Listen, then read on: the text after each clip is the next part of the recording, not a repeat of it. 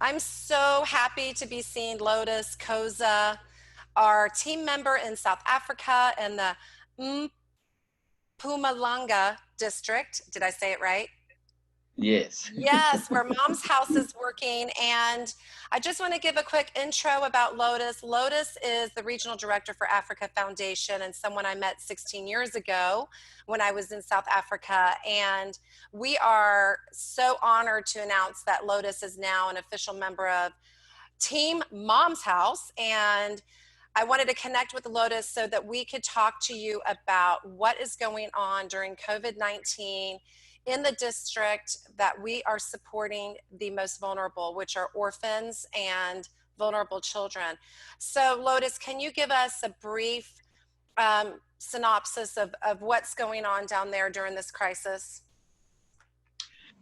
Well, in a normal circumstances where there's no coronavirus, we have centers where orphan and vulnerable children goes to for meals and for guidance and for other things, like a normal kid will do after school.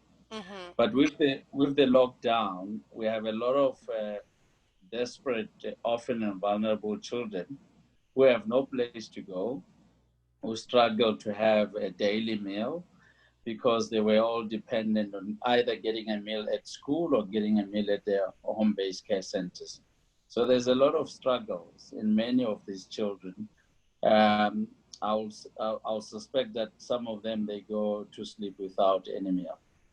So, and this has been going on, is this the third week that you've been shut down? And today is Earth Day. So, for a frame of reference, is the 22nd. So, are the kids like they're just not eating, really?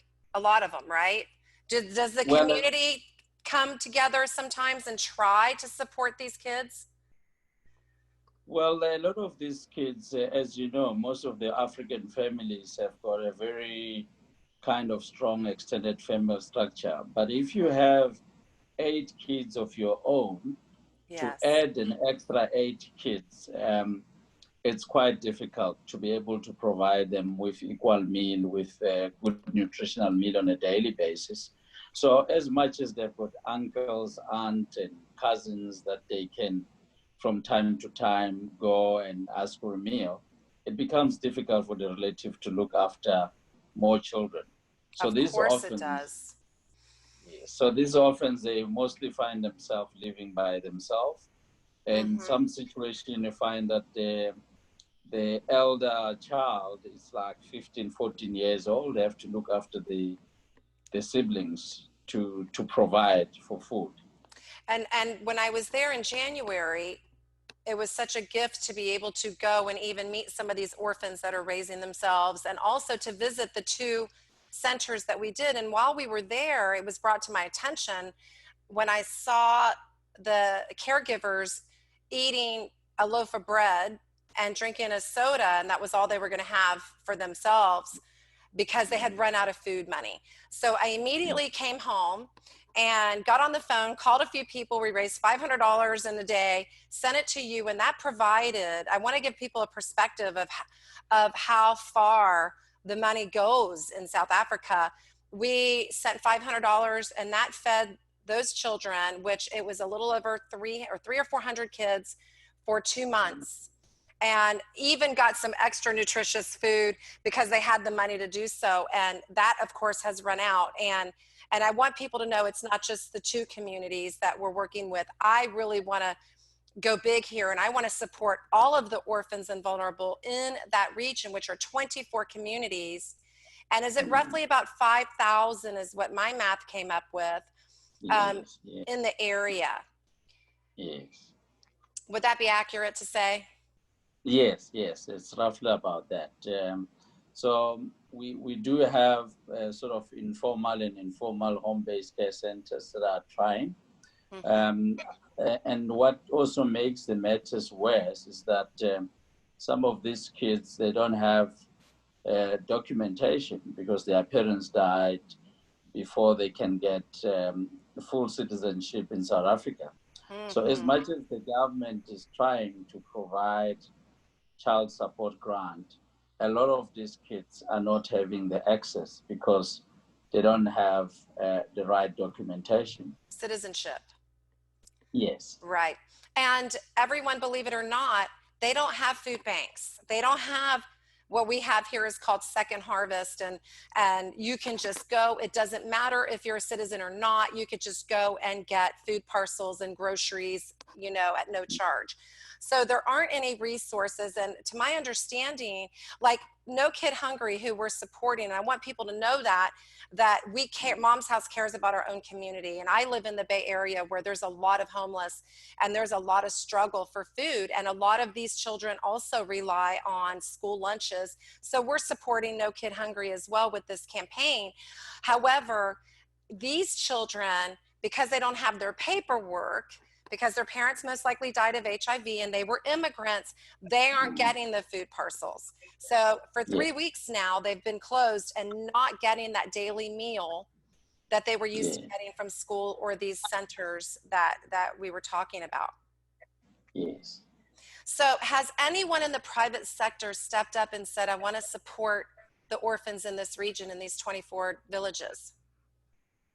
Well, no one yet. It's only since last week where we have tried to get all the NGOs working in the space. But what happened is a lot of non-governmental organizations that exist have never been focused. So we're trying to influence everybody to turn their focus providing foods for the children.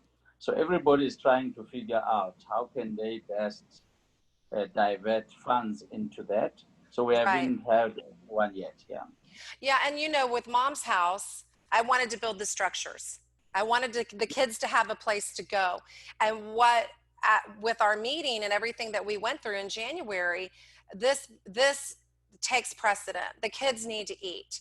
And every day that goes by is another day the kids aren't eating regularly. So, I put this campaign together, the power of 10. And what that means is I want the numbers. I want, $10 and share it with 10 of your friends or family members on social media or email or however you want to share. But $10 and that money or more, obviously, we take whatever people want to give. It's going to be split between No Kid Hungry, which is helping bridge the gap of food shortage here for American children, and the rest is going to go to South Africa. Now, also, I just wanted to give people the numbers. Your $10, US $10, for No Kid Hungry in America, that provides 100 meals, which is beautiful and amazing. In South Africa, it provides 1,166 meals. So I am really hopeful that hearing the story and knowing what's going on down there will help inspire people to be an agent of change and help support these beautiful children that need our help. Yes, indeed. I think that will be a very good initiative to support the children in Africa that are going without food.